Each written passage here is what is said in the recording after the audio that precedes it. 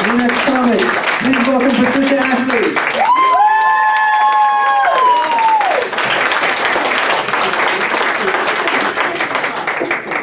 I'm not Tina Turner. I have an adversity at microphones. I won't tell you why.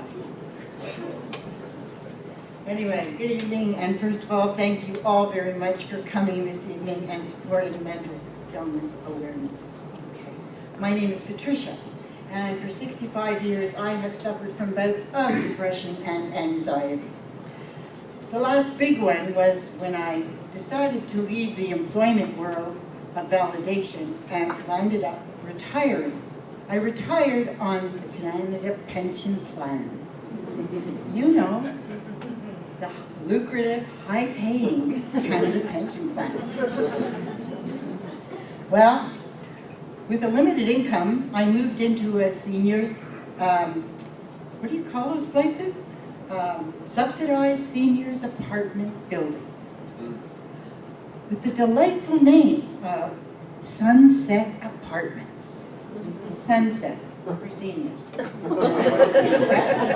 you might rise. Sunset Apartments. They would have been better calling it the Cemetery Commune. It really was a waiting room for the afterlife. You take 70 or 80, plus 80, more than 70 and 80, all of us, and stick us in an apartment building of 16 apartments. People are coming and going. More are going than are coming. Old man Death with his sickle is standing in the corner all the time. It's a toss of a coin or the spin of a wheel as to who's going next. Is it going to be him? Is it going to be her? Is it going to be me? I would go to bed at night. I would put on my beautiful pink nightgown. I didn't put any rollers in my hair.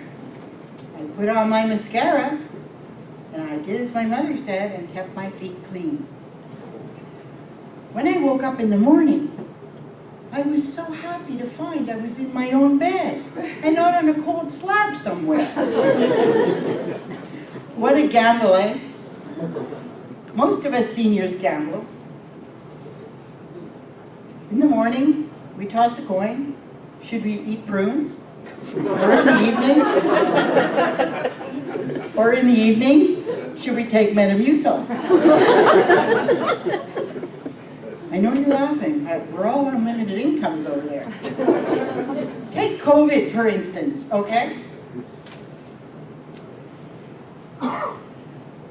With our limited incomes, it really is a gamble if we're going to buy masks or Depends.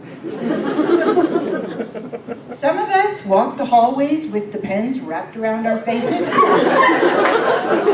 And the rest of us wear the masks for G-strings. Somehow I knew you were going to like that. Well, anyway, after I got my 135 boxes unpacked and everything put in place, I was excited. I was going to meet my neighbors, right? Be in the common room, we'd have entertaining stories with each other, play games, card games, laugh, lots of camaraderie, you know? Are you kidding? I was blindsided with boring monologues of medications, constipation, lack of funds, and better yet, lack of sex partners. Well, after a couple of months of that, I decided I would go in search of a more intimate relationship. So I went looking for an unattached, energetic, informed, upbeat guy. You kidding? All the men in my building were attached. They were attached to hearing aids, canes, walkers, recliners, TV, their sports shows, and don't forget the blue movies. I persevered, and I thought. I went up to one gent and I whispered very softly in his ear, "How about a date?" "Huh? What's my heart rate?" Well, I tried one more time, and I went to another fellow and I said loudly, "Would you like to go on a date?"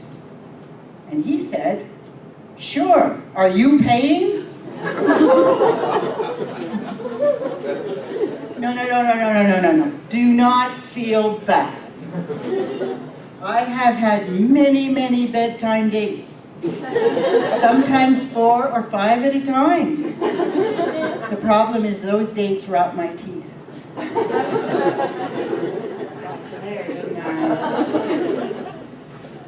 Talking about teeth, the dates are taking care of the bottoms. The uppers have been gone for years, and I really can't afford any new dentures. And sadly, the upper denture plate that my neighbor left me in her will, it does not fit. See where I'm at here. Oh yeah, the body breakdown. Every day there's something new that happens with the body and breakdown. Every day it sets off a new alarm. Only yesterday, 3 buff firemen showed up at my apartment. And my joints, sorry, I lost you there. I was thinking about the guys at my door. just a sideline. Like, I see these fireman calendars, right? Have you seen the Leduc firemen? Have you seen the firemen? Come on! Seriously. Anyway. I think I'm teaching English. Anyway, even the guys in the service department at Canadian Tire do not want to replace my joints. Oh, joints. Yes, we are visited in our building by Mary Jane quite often. And my arthritic hands, I'll tell you, it's so difficult, if anybody here has arthritis, they know, to open packages, jars and bottles.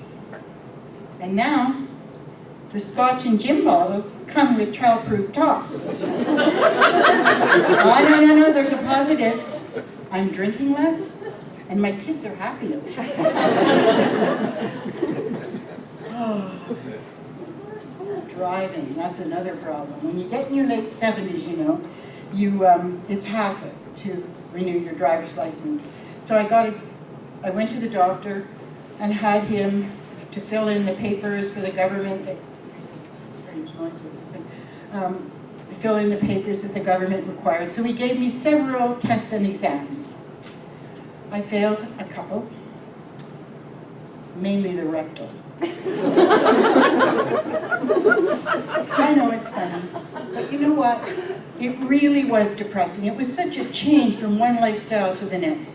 And I was so down, and I was so lonesome, and I really needed more in my life, more recognition, whatever.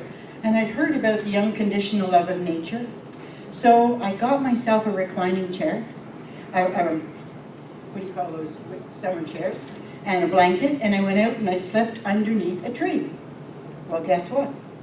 The only unconditional love of nature I got was when I woke up in the morning covered in bird poop. I'd like to say shit, but you're not allowed.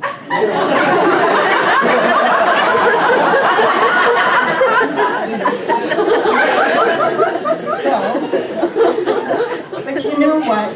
There really is a positive in bird poop.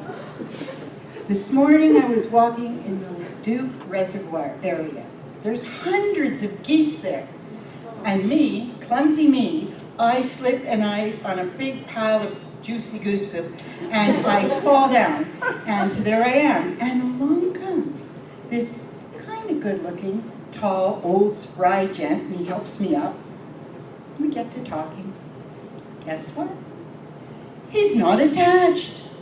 He's not attached to any device. He's not attached to anything. He's not attached to anyone. So, next week we have a date for dinner at the casino. Thank you very much.